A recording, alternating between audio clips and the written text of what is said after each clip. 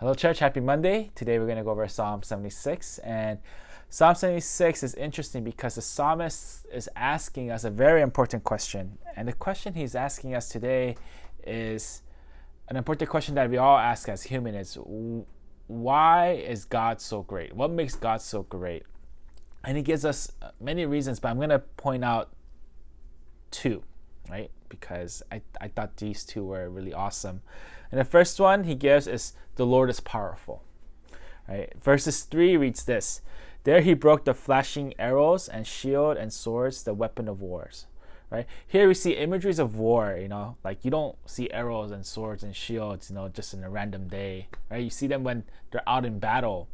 And he's not just a powerful one that breaks he's not just a powerful God that breaks these arrows and shields and sword, but he's a God who fights our battles. Typically when we look at kings, a good king goes out to battle, right? A horrible king would be hiding behind the queen, right, in chess, right? That's a definition of a horrible king, right? But a good king goes out and he takes charge and leads them into battle. Like if you watch Lord of the Rings, Aragorn and Theoden, right? They're good kings who fight first and who charge in, and that's because they lead them into battle. And that's what we see here. The first thing we see is we have a powerful king who is leading us who fights our battles.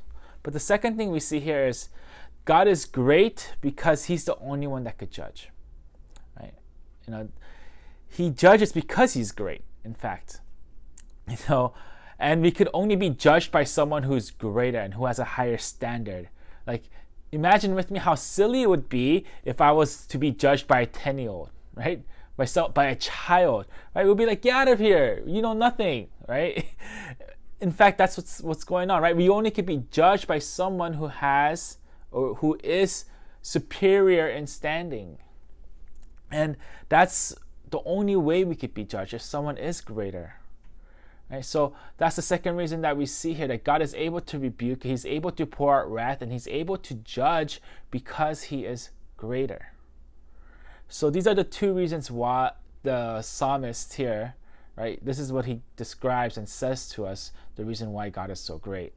Now, today's reflection, I want to ask you guys to do this, take out a piece of paper, write in your journal, and really ask yourself this one question, right? What else makes God great? Right? What else makes God great? So just really sit down and think about that. What makes God so great in my life? All right, church. Well, happy Monday. I hope you guys were blessed. See you guys soon. Bye.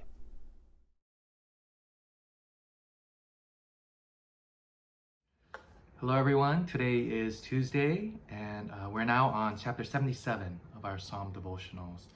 And the central truth of the day is remember God and his works in your times of trouble. Our psalm today sheds light on an important discipline and wisdom that is essential and foundational to every believer, that in your times of trouble, we are to remember God and his good works. In our passage, it's clear that the author is faced with trouble.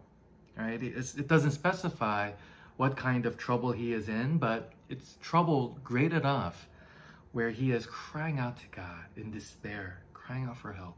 He is unable to sleep. His heart is growing faint. It's the sort of trouble that spurs anxiety and hopelessness and worry. But to this trouble, the author doesn't just sit around. Right? He takes action. He is proactive about his situation.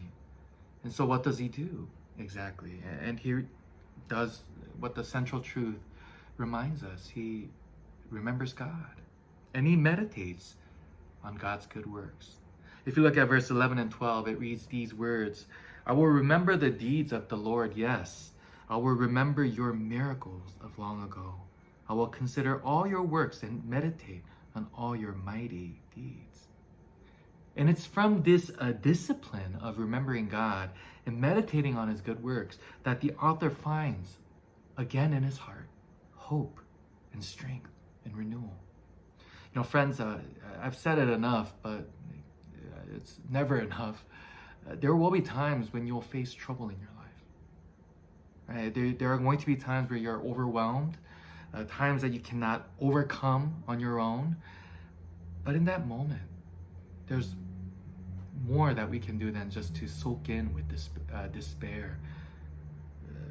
Rather, by faith, we can go to action. And the wisest, the most important action that we can take in that moment is to go to God, to remember Him, to meditate on His good works, and for our thoughts to be kept upon Him.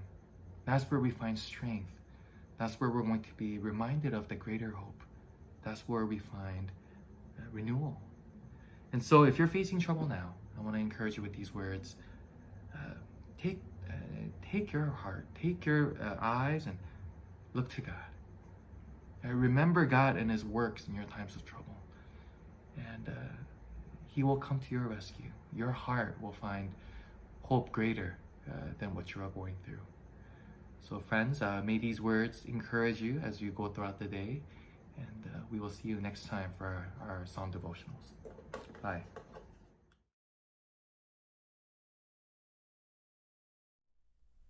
Hi church, happy Wednesday. Today's devotional is from Psalm 78. And yes, it's a bit long, but hang in there and just do your best. But as you read through today's psalm, you're going to recognize a lot of these stories that are being told. And today's psalm is Asaph reminding the Israelites of their history as told from generation to generation. And part of that reminder is he also reminds them of sins that Israel has committed against God.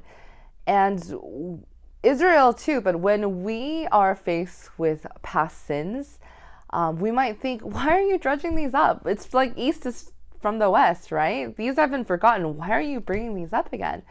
But church, it's important to remember our past sins, not to dwell in them or be brought down by them, but to really see and be humbled by how we were, but also to remember and to learn from them so that we don't repeat the same mistakes in the future. But that's not the only reason why we should be remembering our past. And it's actually, this brings us to our central truth for today. And it's this: remember God's goodness. We need to look at our past and reflect and see, yes, that's who I was, that embarrassing, that sinful nature, that's who I used to be. But because of God's goodness, because of God's grace, because of His mighty works and power, I have made it this far. I am here today because of God. So whether you have the whole day ahead of you or whether you're about to turn in for the night, I encourage you to take some time and do some reflecting on your own. Reflect on your own testimony. See how you were before, and also see how God has changed you and just turned your life around for the better through His goodness and grace. I hope you have a blessed time in your reflection today. I'll see you next time. Bye.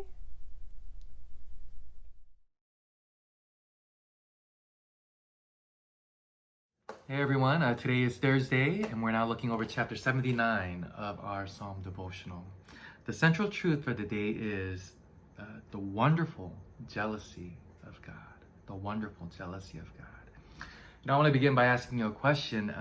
When you think about God and His character, His attributes, what are some of the traits that first come to mind? Some of us may be reminded of the love and the mercy of God. Some of us might be reminded of His goodness and His justice. Maybe we're reminded of His faithfulness or His patience for us. And out of the extensive list that can be accredited to God, I think one trait that is often overlooked and even underappreciated is His trait of jealousy. The jealousy of God, a jealousy that God has for His people. Verse 5 reads these words: "How long, Lord, will you be angry forever? How long will your jealousy burn like fire?" Now, culturally, jealousy is often understood to be a negative sentiment, isn't it? In our contemporary media, jealousy is often portrayed by the slightly crazy, obsessive ex-spouse or ex-girlfriend or ex-boyfriend the possessive and controlling one, it's almost never viewed or portrayed in positive light. But the jealousy of God that Scripture mentions, the jealousy of God accredited to God, is fundamentally different. It doesn't stem from selfish or possessive desire. Rather, it's a longing. It's a passionate love for and from His people. It's a jealousy that demands the fullness of who we are, but is also a love that is met with the same, a love that pours out from His heart. And it's a love that isn't going to compromise in that relationship, a pure and authentic love. And I think an example of the nature of this kind of love, it can be found in the model of marriage. Imagine you're at the altar of your wedding, and in front of you is the love of your life, and this person has vowed to be your spouse.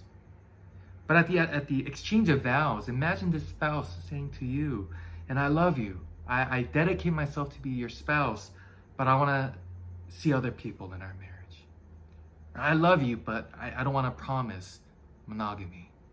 If your spouse says something like that to you, would you ever be okay with that? Right? Absolutely not, right? Because you love your spouse, you want the whole heart from your spouse. Right? You don't want your spouse to side-eye other people, or you want their full loyalty and trust. And it's a reasonable demand, isn't it? Because you love that person. The love of God is similar to this, but only more pure and only more righteous.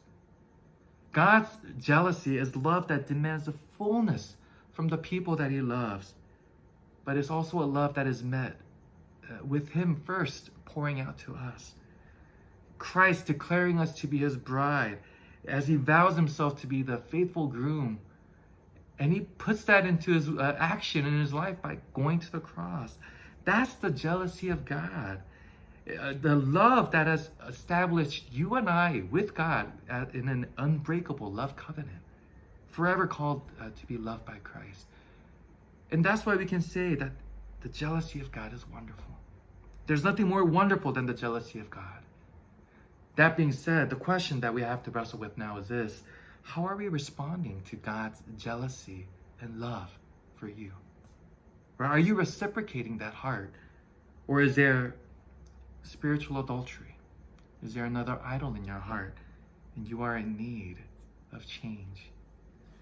Here's my challenge for all of us, including myself. Let us recognize the jealousy of God, the wonderful love that He has for us. And may our hearts be jealous for God as He is for us. Let us love the Lord as He loves us. Friends, may these words encourage you and stay strong in the way that you walk with faith, and continue to love the Lord with all your heart, mind, and soul. Have a nice day. We'll see you next time.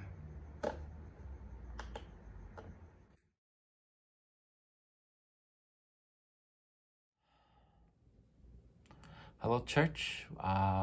It's Friday, and today we're going to go over Psalm 80. And Psalm 80, the central truth for today is we are saved by grace and grace alone. And when we read this Psalm 80, he's trying to appeal to the psalmist. He's trying to appeal to God's character through, how He acted throughout history. And he says this one line in particular, and he repeats this over and over again, and that's in verses 3, and it says this: "Restore us, O God, make your face shine on us, that we may be saved." And he repeats the same verse in verses 7 and verses 19, that he prays that God would restore them and that He would shine His face upon them. And that's literally saying, God, show us your favor. And we have to really think about this for a bit, that God, when we are saved by the Lord, when we have salvation, it's not because we deserve it, right? It's because it's God's grace, and He shows His favor on us. And that's something for us to really think about and meditate today, church. Are there times in your life you feel like, God owes you? that God is in debt to you. But in reality, it should be the other way around, right? We should ask God to shine His favor on us, to shine His grace. And we're only saved by His grace. He chooses to save us because He is that type of God. He is the God that loves. He is the God that cares for us. And He is the God that truly wants to be with us, right? Even if you think about this week, we don't even want to be with God sometimes. We don't even open our Bibles or pray or even have Him in our mind. But God is the one who wants to save us because He wants to shine His face upon us. So let that sink in, church. Let that really be something just to meditate upon. Is, wow, God, I'm saved by your grace. I'm saved because you find favor upon us. All right, church. It's a long week. Hope you guys are blessed. See you guys soon. Bye.